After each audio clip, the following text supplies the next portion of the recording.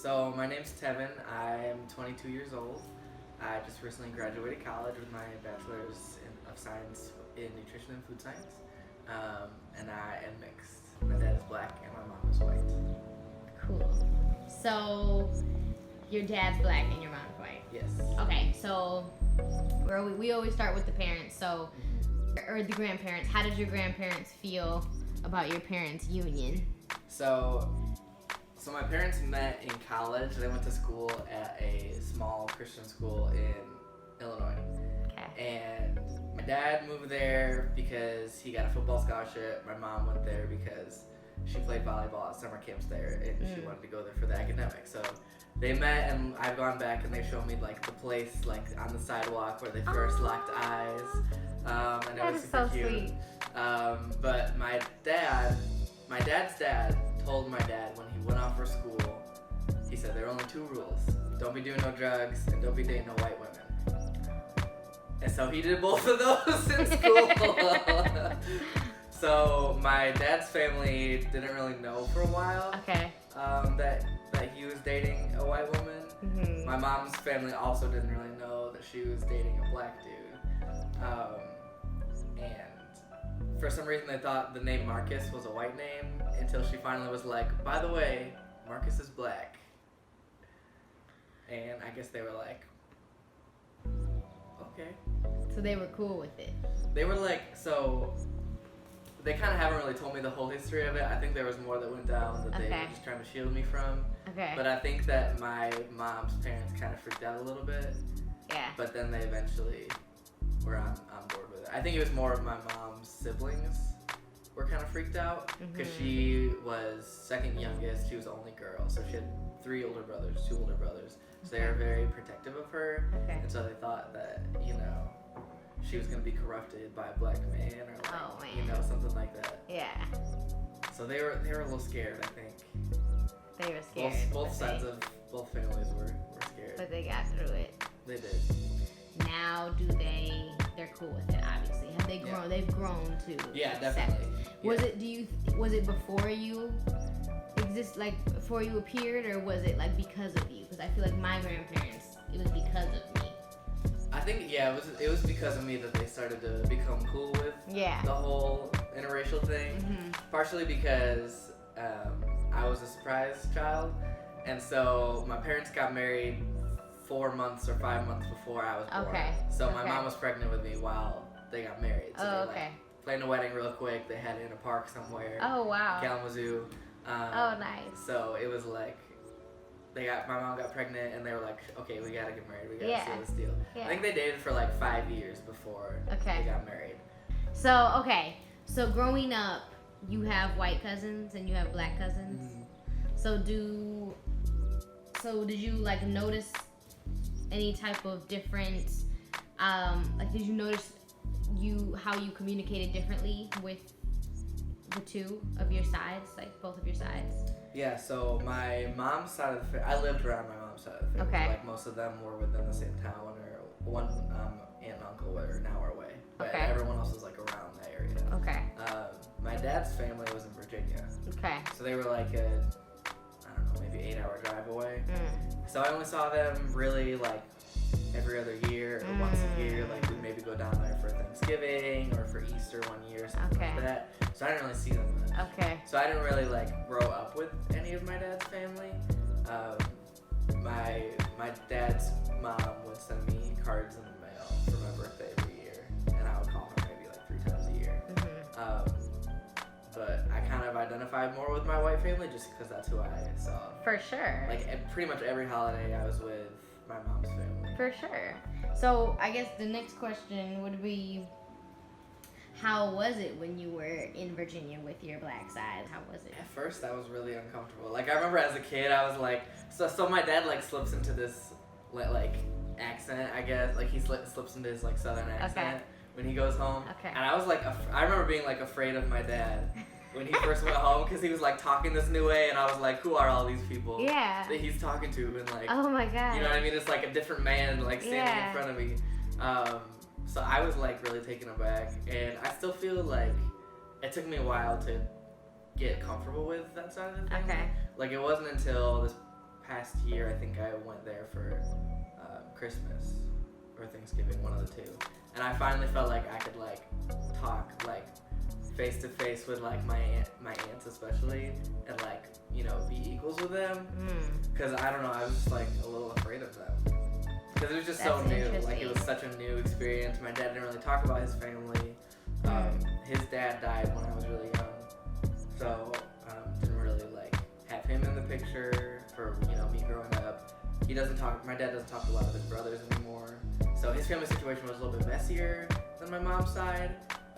And so like going to my dad's family was like, okay, who are all these aunts? Like I mix up everyone's name, you know. Yeah. So that's interesting. Yeah.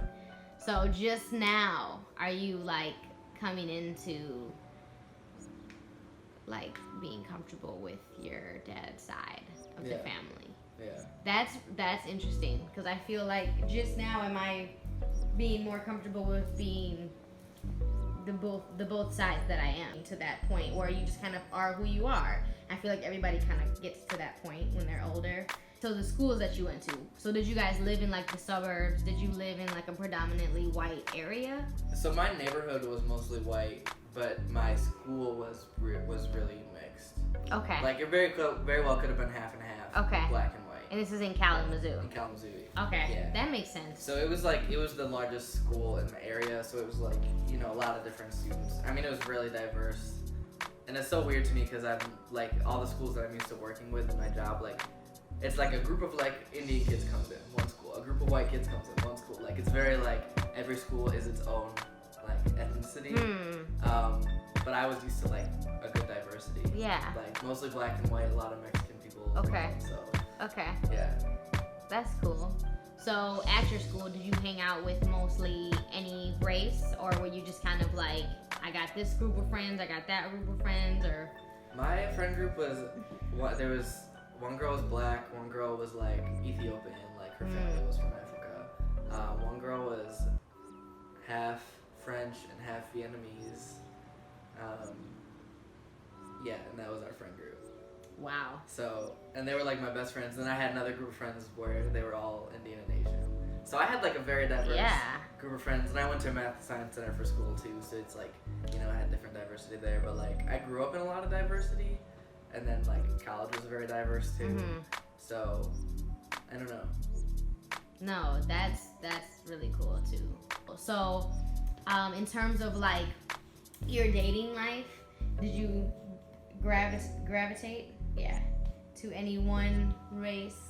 I really, you know, I hate to say this, but I'm more into white guys than anything else. But I don't really like judge people based on that. Because there's a lot of like racism in the gay community. Like, really? In gay men especially. Like, there's a certain like beauty standard. That's interesting. I did not know this. Of like the Zac Efron of boys, you know, like white and tone, like that kind of thing. I don't know. I'm finally becoming comfortable with the point where I could be like, I could look at like any kind of guy and be like, yeah, he looks good. Same thing with women. I look at like women of all different kinds of like skin colors, and I'm like, she looks good. Yeah. So I have been mistaken for a lot of different races in my lifetime. I've been called Ethiopian, Egyptian, Chaldean, Arab, Latino, I get that one a lot, Puerto Rican, Caribbean, Cuban, anything like that. Yeah, people mistake me for a lot of different things. I think it's funny because people will usually ask like, oh, what are you? And then I'll tell them. And then they'll be like, oh, but I thought you were, you know, Guatemalan.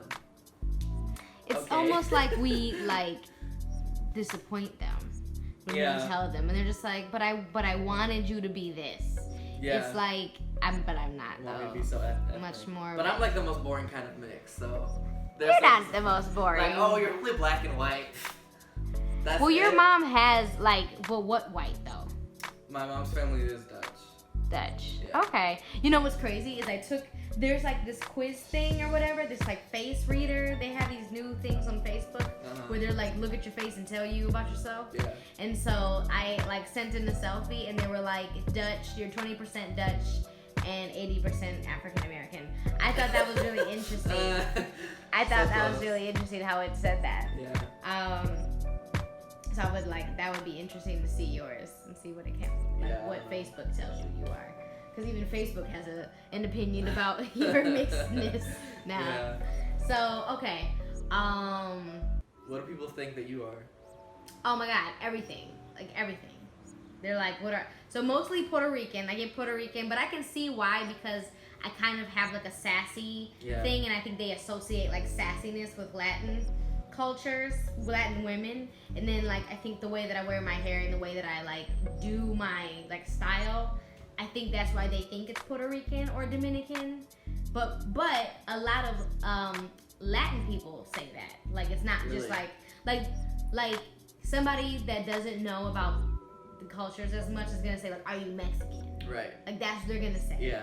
Because if you speak Spanish, you're Mexican. Yeah.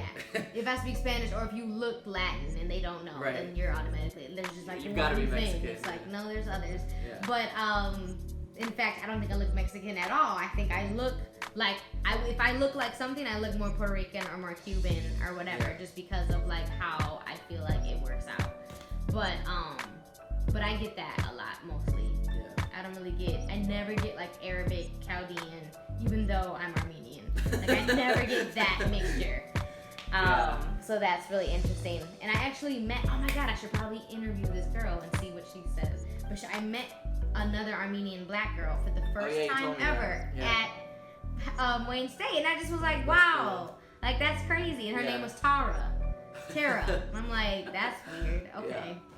But Armenians love to say like, they love to name their people like TT. Like her name is Tara Tellurian, and then like Kim Kardashian, like it has to be the same. They love doing that. Yeah. Oh. Yeah. I don't know. Yeah.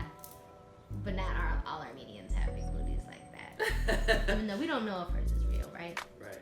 But I guess it don't matter. It don't matter. But yeah, so. Okay. I always get asked if I'm Chaldean by Chaldeans. Really? Yeah. I guess I can kind of see that though. When you have your like 5 o'clock shadow, I can like if you look hard and you think about it, like you can, if you look hard and then you close your eyes and then you think of a Chaldean your person. eye and you look to the left a little bit and then you like kind of go like, I can see it, but no, yeah, that makes sense. I can dig that. Okay. Yeah. Okay, Mom. What about our heritage? Do you want us to claim? Because when it comes to our black side, we can name what black culture is. We could spend all night talking about that. Mm-hmm. But when it comes to our white side, like what exactly are we grasping at here? It's not like we have like Eastern European history or like heritage, you know? It's not like we have like white music in a way and like white food. I have to stop you there because I think that there's a valuable history in every single life, right? So I think about in our every grandparents, culture. our white grandparents who grew up in Flint, okay?